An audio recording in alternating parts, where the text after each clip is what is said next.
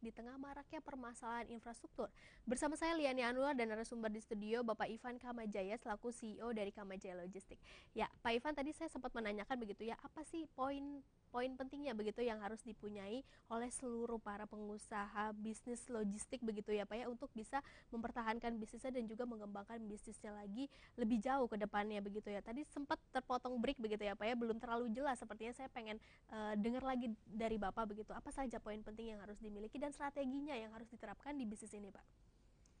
Ya, baik. Jadi tadi udah saya mention tentang volume ya. Jadi Volume ya, size oke. itu penting ya, karena ya tentunya kalau makin besar volumenya itu dari sisi procurement misalnya ya, tentu kita mendapatkan harga yang lebih kompetitif. Kemudian optimalisasi daripada operation ya.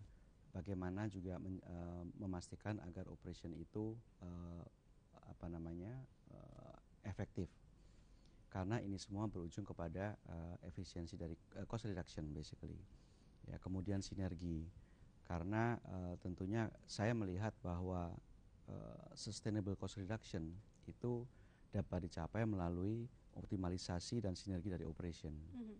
Gitu. Oke, dan selama 68 tahun begitu ya Pak Kamajaya Logistik berdiri begitu, Hampir 50 tahun. hampir 50 dari tahun Dari tahun 68 begitu 68 ya, ya. hampir 50 tahun begitu, dan Anda sudah bergabung dengan Kamajaya Logistik begitu mungkin dari berapa tahun yang lalu Pak?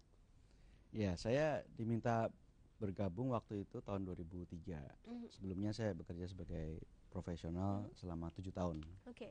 Nah, apa yang membuat Anda akhirnya mau bergabung begitu, mengurus perusahaan ini begitu, dibandingkan dengan mungkin ada profesi lain begitu yang sebelumnya pernah Anda geluti begitu ya Pak ya?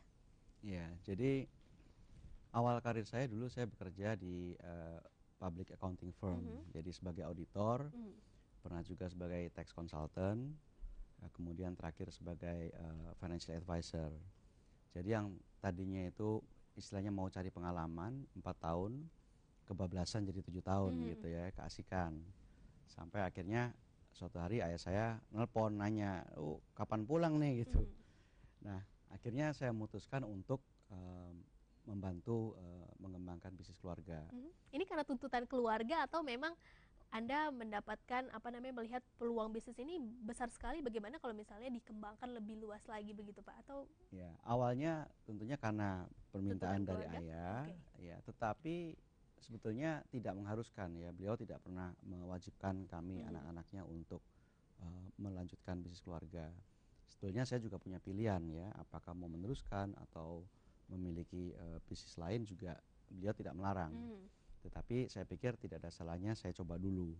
Jadi dari awalnya yang istilahnya mungkin tuntutan, kemudian menjadi keterusan gitu ya. Jadi saya sangat menikmati dan kemudian mempunyai passion sendiri untuk bisa membesarkan Kamajaya Logistik. Oke, apa hal yang menarik Pak dari bisnis ini sampai akhirnya Anda dibilang keterusan begitu Pak di bisnis ini, mendapatkan passionnya begitu ya Pak ya? Ya. Apa yang menarik Pak dari bisnis ini Pak? Jadi passion dari saya yaitu saya ingin agar sebagai pimpinan dari Kamajaya Logistik ini ya, itu saya dapat membawa Kamajaya Logistik untuk berkontribusi serta memberikan nilai tambah terhadap industri logistik yang ada di Indonesia. Ya, yaitu dengan cara membantu menurunkan biaya logistik yang ada. Ya, Menurunkan biaya logistik yang ada, bagaimana tuh Pak, ya, mekanismenya seperti apa? exactly. Karena Oke. kan Indonesia again terkenal sebagai suatu negara dengan biaya logistik yang Bisa yang dikatakan tinggi ya. tinggi begitu ya Pak ya? Ya, sekitar 22-28% GDP. Nah, sehingga kami ingin sebagai perusahaan lokal nasional itu ingin juga bisa berkontribusi ya, antara lain dengan memberikan solusi kepada klien kami ya, mengenai bagaimana untuk membantu menurunkan biaya distribusi mereka. Jadi eventually kan akan tentunya membantu ekonomi ya, Indonesia. Oke, dengan menurunkan biaya logistik seperti itu, apakah itu tidak berdampak kepada mungkin penurunan dari pendapatan Anda, karena kan biaya-biaya logistik ini bisa dikatakan mahal ya Pak ya, dari mungkin biaya BBM, kemudian juga upah minimum dan banyak sekali begitu ya biaya-biaya yang terus mengalami peningkatan. Dan gimana strateginya Anda menerapkan penurunan biaya logistik seperti ini Pak? Ya, jadi begini, kalau biaya logistik itu bisa turun, tentunya kan ini akan mengenerate volume yang lebih besar. Jadi kami harapkan customer kita lebih kompetitif, kemudian volume bertambah yang tentunya eventually akan menumbuhkan bisnis kita juga. Oke, itu dia. Jadi ya Pak ya, tumbuh bersama begitu. strateginya. Nah Ya. setelah Anda terjun ke bisnis ini begitu Pak, mungkin apa yang selama ini hambatan yang Anda hadapi begitu Pak selama memimpin atau menggerakkan bisnis Lokamaja Logistik ini Pak? Ini cerita dari awalnya nih maksudnya ya. Jadi as a family business ya, tentunya saya harus bekerja dengan pada waktu itu ayah saya dan adik saya. Nah, pada saat pertama saya bergabung itu memang ada satu permintaan saya bahwa saya ingin shareholder ini mempunyai komitmen untuk bekerja secara profesional, ya termasuk dengan profesional, ya sehingga yang pada saat saya bergabung waktu itu kita mungkin hanya mempunyai satu director, ya hari ini di level senior manajemen saya yaitu di manajemen komite kita menyebutnya sudah ada lebih dari 10 orang dari berbagai macam background serta expertise yang berbeda. Nah kemudian being a family doesn't mean tidak berarti kita selalu mempunyai pandangan yang sama gitu, serta sifat yang sama. Jadi saya ini cenderung orangnya adalah thinker ya gitu. Saya lebih suka bicara about strategy, bicara tentang future, visi ke depan seperti apa. Sedangkan ayah dan adik saya mereka cenderung doer gitu. Mereka adalah hari ini operation, bicara lapangan, bicara itu. Nah, jadi awalnya memang tentunya banyak ini ya terjadi perdebatan sampai suatu saat kemudian kita menyadari dan bahkan mengapresiasi perbedaan itu. Oke, bagaimana caranya mengapresiasi perbedaan itu dalam sebuah bisnis begitu ya Pak ya? Nanti akan kita bahas usai jeda. Ya, pemirsa, perbincangan ini akan kami lanjutkan setelah jeda. Pastikan Anda masih bersama kami.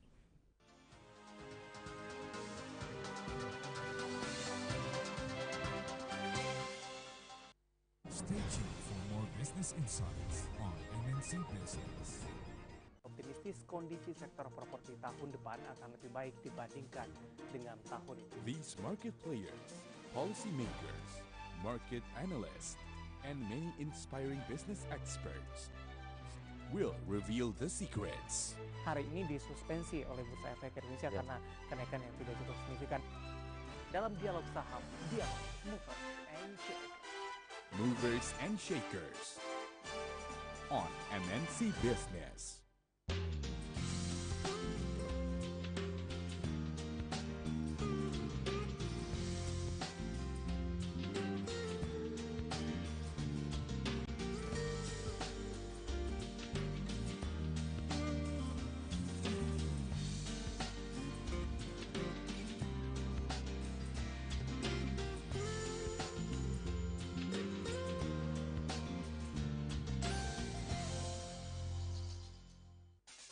Selama 30 menit ke depan, kembali bersama saya Karlina Dewi. Inilah Revenue selengkapnya. We put you first for economy update. Yang pasti kenaikan BBM untuk kalkulasi kita nggak bisa langsung dilakukan di November. From Indonesia. Direktur Utama PT Bursa Efek Indonesia Ito Warsito menjelaskan tahun 2015 mendatang iuran yang dibayarkan oleh Bursa Efek kepada OJK sebesar 15%. Revenues on MNC Business. E-Bus on MNC Business.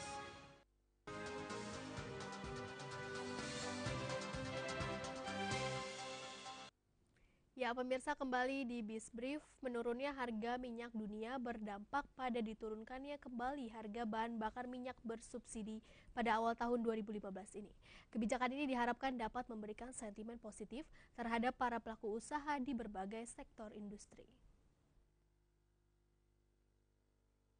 Diturunkannya kembali harga bahan bakar minyak bersubsidi pada awal tahun 2015 ini akibat menurunnya harga minyak dunia dapat memberikan sentimen positif terhadap para pelaku usaha, tak terkecuali pelaku usaha di bidang jasa keuangan.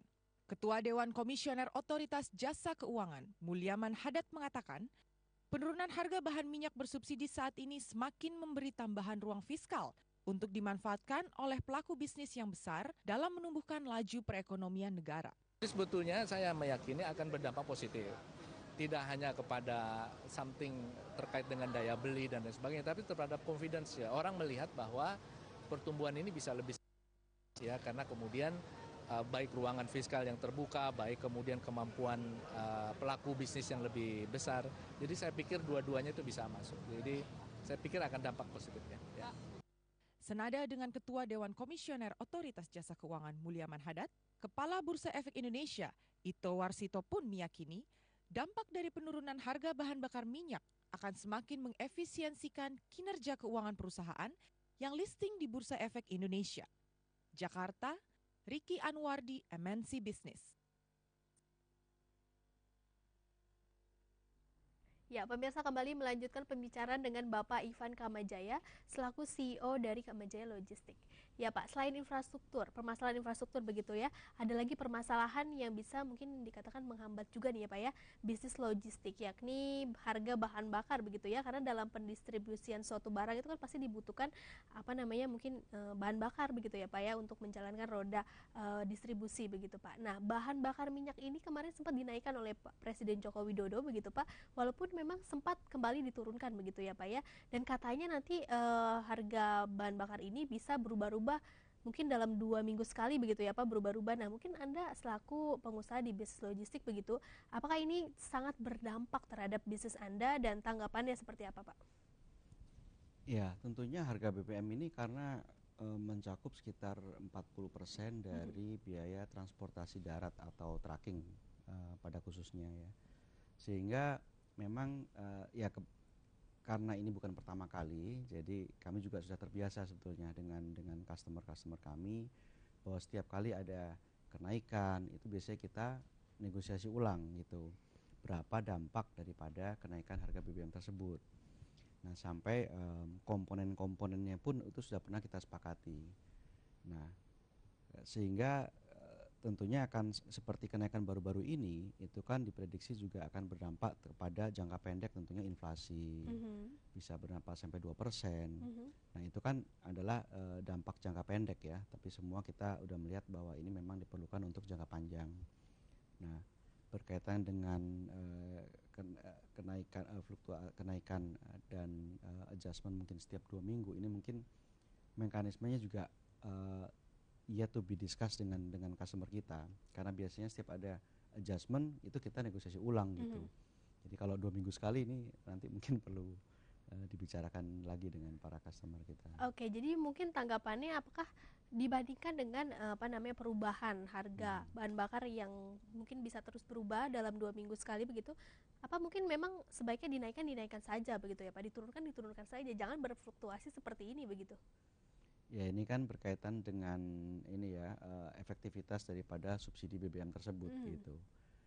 Sehingga ya saya lihat sih sebetulnya ada baiknya juga. Jadi pemerintah kan lebih fair ya, artinya kalau memang turun ya kemudian diturunkan, kemudian kalau naik ya juga dinaikkan, sehingga dari sisi government subsidinya lebih, mereka yang melihat itu adalah tetap fix. Dari sisi itu sih saya melihat lebih kepentingan secara nasionalnya sebetulnya itu cukup bagus ya. Kepentingan masyarakat banyak begitu ya Pak ya. Ya. Nah, tapi kalau misalnya tadi dikatakan kita banyak melakukan revisi dan juga negosiasi kembali begitu ya Pak ya, kalau misalnya harganya berfluktuasi tiap 2 minggu sekali begitu. Nah, mungkin apa strategi, mungkin bentuk efisiensi yang bisa diterapkan di perusahaan begitu Pak, dengan melihat kondisi yang seperti itu? Ya, kalau mekanisme naik turun ini mungkin yang perlu dibicarakan dengan customer ya. Bisa juga ada beberapa cara lah ya. Misalnya juga mungkin kita bisa sepakati, oke, kalau kenaikan plus minus 5% mungkin tidak perlu ada perubahan.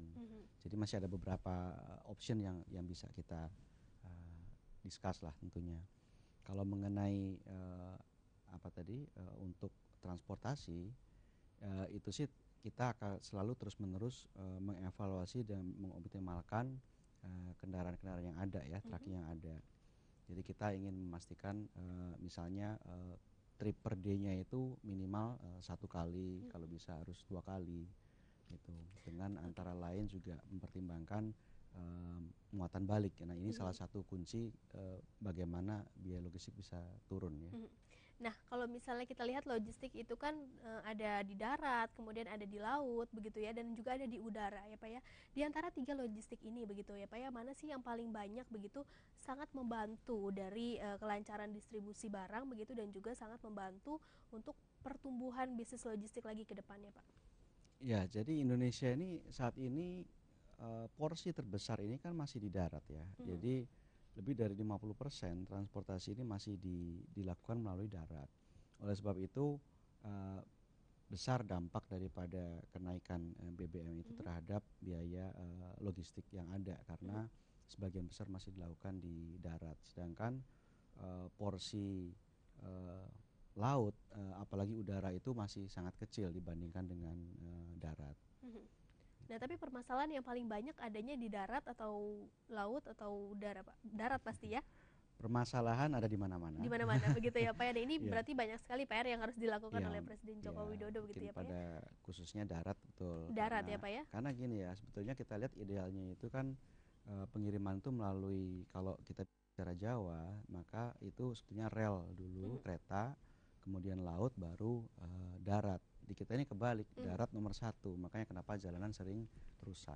Oke, itu dia ya Pak ya. Nah, kita kembali ke bisnisnya begitu. Apa yang menjadi target dari Kamajaya Logistik untuk mungkin bisa lebih maju lagi di 2015? Nanti akan kita bahas usai jeda Pak Ivan. Ya, pemirsa, kami masih akan kembali dengan satu segmen terakhir. Tetaplah bersama kami.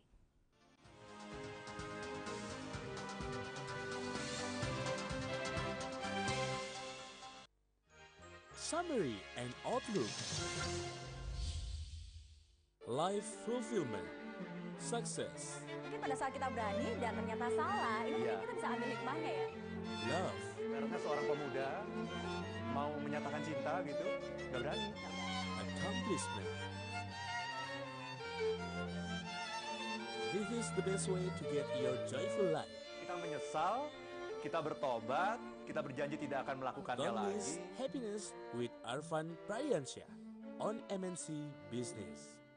Market Players Formula to prosper their investor and market.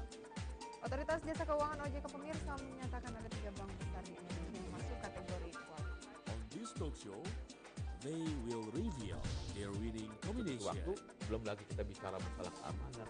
Apa sih jaminan Anda kalau misalnya saya taruh itu 1 miliar? Be a good business player and act wisely. Dealing Room on MNC Business.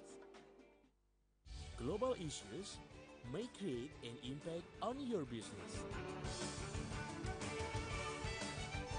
Cause that was the most decisive part of a business plan. So here we are to find solution. With more insights and suggestion by our expert. Direkomendasikan baik untuk assessment terlama. Summary and outlook on MNC Business. Revenues on MNC Business.